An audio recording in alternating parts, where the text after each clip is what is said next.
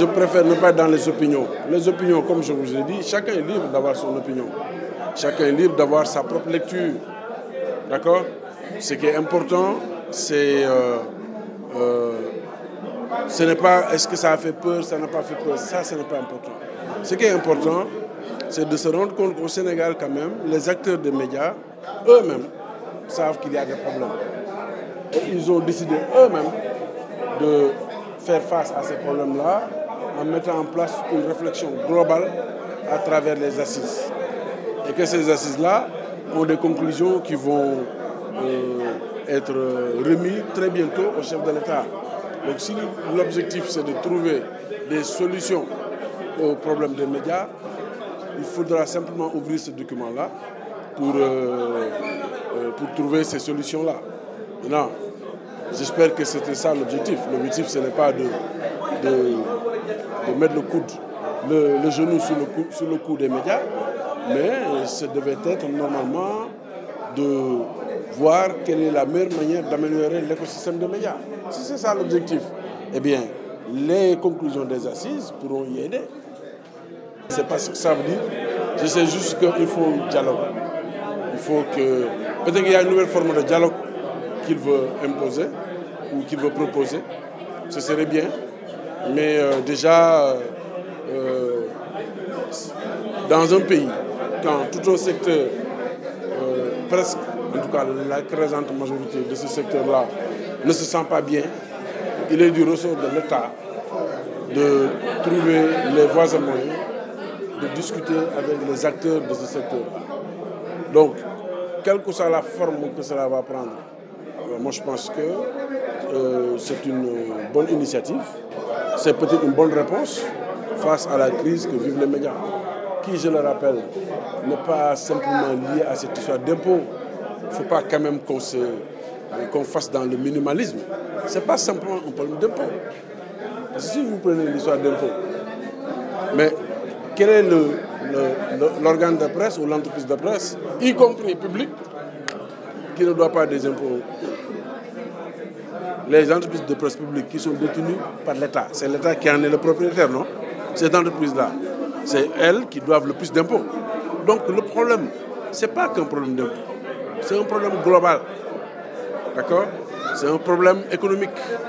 C'est un problème de, de comment rendre crédible et rentable un secteur. C'est un problème de mutation. Parce que les organes de presse là, ici, il faut qu'ils sachent qu'aujourd'hui, le monde évolue. Hein. Si vous ne vous mettez pas dans une politique de numérisation et de digitalisation, mais vous allez perdre la plupart de votre clientèle. Je donne un exemple très simple.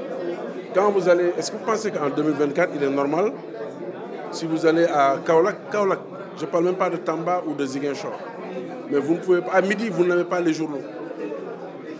Vous ne les avez pas parce que ce n'est pas encore arrivé. Alors que la digitalisation, elle est là, la numérisation sont des solutions pour que tous les Sénégalais, où qu'ils soient, reçoivent les journaux en même temps. Ouais. Donc tout ça, là, c'est ça le fond du problème.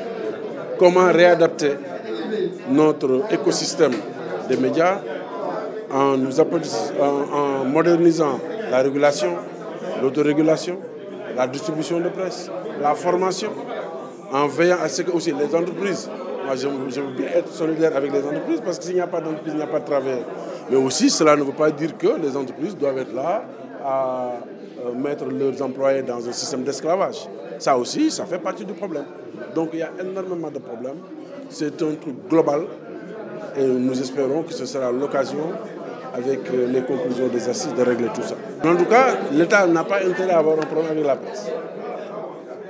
Et ça, je ne le dis pas dans une logique politicienne. Hein. Parce que je vois beaucoup de commentaires. Non, vous pouvez refaire votre jour, faire 50 jours sans presse. Ce n'est pas ça. Attention, il y va de l'image du Sénégal. Le Sénégal en Afrique de l'Ouest est considéré comme un îlot de démocratie et de stabilité. Et parmi les critères qui permettent de caractériser un pays comme étant un pays démocratique, il y a l'existence d'une presse libre et plurielle. Quoi qu'on dise, la presse au Sénégal, elle est libre, plus ou moins. Et surtout, elle est plurielle. Après, tu peux ne pas être d'accord avec telle ligne éditoriale, tel positionnement, tel patron de presse qui fait des tweets. Mais un patron de presse qui fait des tweets, qu'est-ce que ça a à voir avec ce journal? Il est libre de faire des tweets. Si demain on se rend compte que les tweets qu'il fait sont constitutifs de quoi que ce soit, mais vous n'avez qu'à lui faire vivre ça. Mais ça n'a rien à voir avec un secteur.